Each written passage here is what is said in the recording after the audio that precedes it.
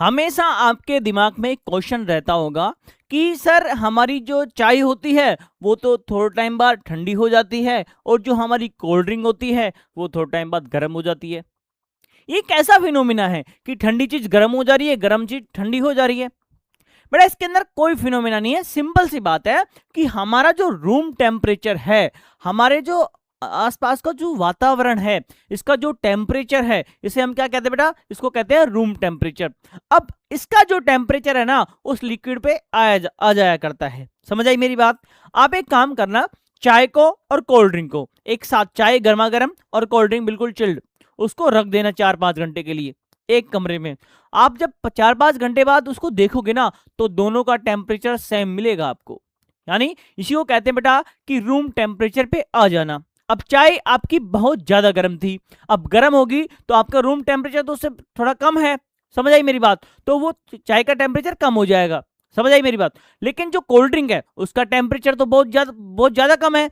अब उसका भी टेम्परेचर बेटा क्या हो जाएगा? थोड़ा इंक्रीज हो जाएगा, रूम टेम्परेचर के इक्वल्स टू आ जाएगा। समझ आई मेरी बात? तो ये सिंपल सा फिनोमिना लगता है इसके अंदर। तो अब एक और बात आपने देखी होगी क्या कि अभी गर्मियों का सीजन चल रहा है और हम क्या करते हैं कि फ्रिज से बोतल निकाल के लाते हैं। अब जब इस फ्रिज से हम बोतल निकाला करते हैं तो आप उसमें देखोगे क्या, अगर उस बोतल को थोड़े टाइम तक हम बाहर टेबल पे रख देते हैं तो पानी बाहर आ जाया करता है।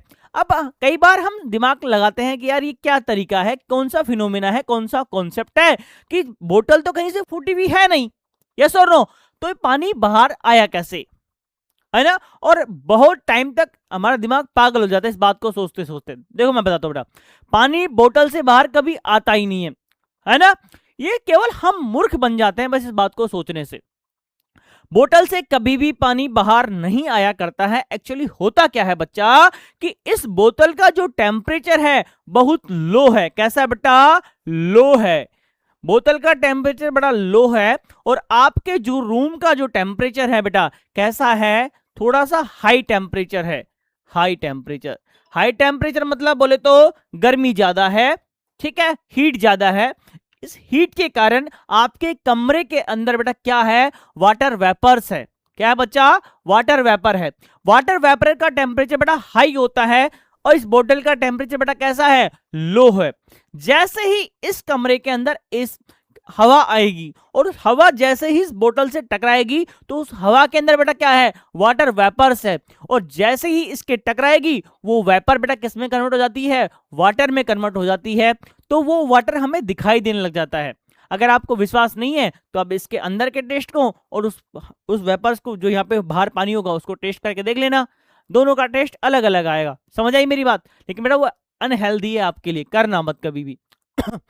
समझ आ गई मेरी बात? तो सिंपल सा फिनोमिना है क्या कि कभी भी बोतल का पानी बाहर नहीं आता है। मूर्ख वाली बातें नहीं करनी है, थोड़ा सा दिमाग हमेशा लगाते रहना है। ये क्वेश्चन जनरली हमारे घर पे पूछ लिया जाता है। हमारे घर पे जो रिश्तेदार आते हैं बिना फालतू के वो हमसे पूछ लिया करते हैं और भी बहुत लोग पूछ लिया करते हैं बेटा। समझ आई मेरी बात?